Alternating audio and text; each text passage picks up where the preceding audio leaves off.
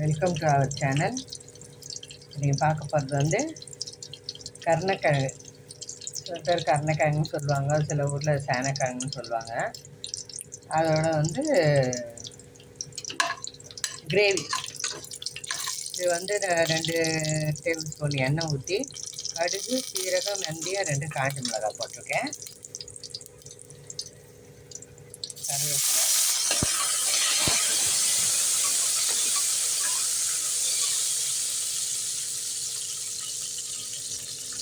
ஒரே ஒரு பச்சை மிளகாய்,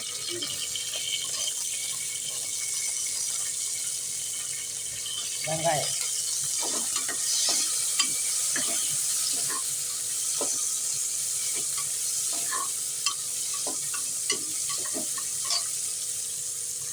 தக்காளி, பூண்டு வந்து ஒரு 6 பல்லு போட்டுக்கோங்க.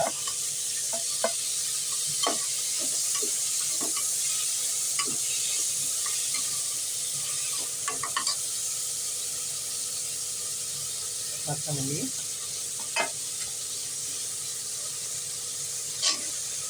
நாங்களாம் வந்து இதை கருணக்கிழங்குன்னு சொல்லுவோம் இங்கே சென்னை பக்கம்.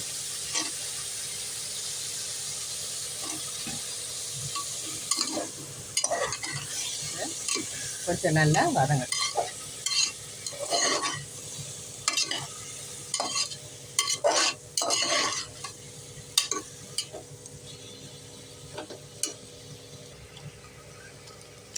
மஞ்சத்தூள் வந்து ஒரு 3/4 டீஸ்பூன்.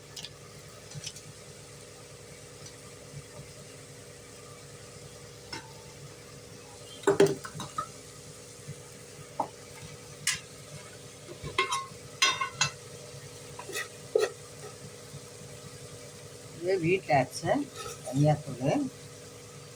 இதில் தான் வந்து நான் பொருளெல்லாம் போட்டு அரைச்சி வச்சுருக்கேன். நல்லா வாசனையாக இருக்கும். அதுலேயே சீரகம், மிளகு எல்லாமே இருக்குது. பெருங்காயம், சுக்கு, மஞ்சள். இது ஒரு நாள் வீடியோ போடுறேன். இன்னும் நான் போடல.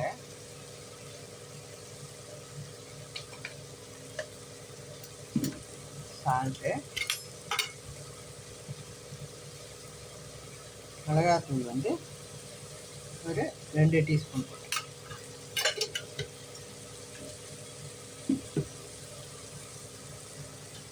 இப்போ தண்ணி.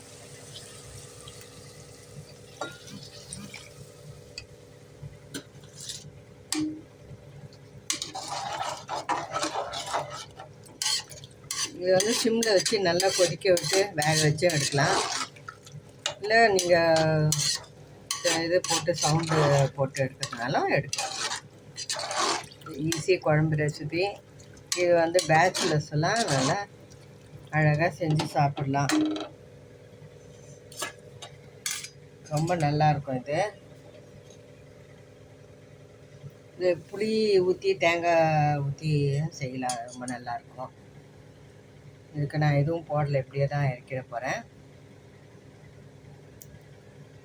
இது ரொம்ப டேஸ்டியாக இருக்கும். நான் வந்து இப்போ வந்து மூடி ஒரு 3 சவுண்டு விட்டு இறக்கிடுவேன்.